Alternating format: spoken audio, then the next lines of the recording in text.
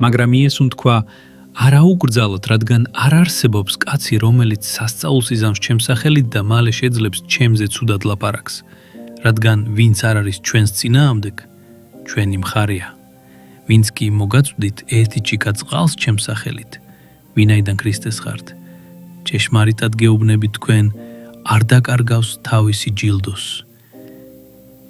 და ვინც აცტუნებს ერთ ამ მცირეთაგანს, რომელთაც სჯერათ ჩემზე, მისთვის უკეთესი იქნებოდა, რომ ყელზე დაეკიდოს წისქვილის ქვა და ზღვის ფუნდში ჩაეძიროს.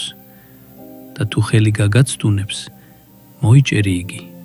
უკეთესია შენთვის კოჭლმა შესვლა სიცოცხლეში, ვიდრე ორივე ხელით წასვლა გეენაში, წარუვალ ცეცხლში. და თუ ფეხი გაგაცდუნებს, მოიჭერი იგი.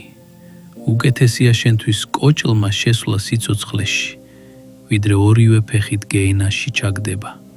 და თუ თვალი გაგაცდუნებს, ამოითხარე იგი.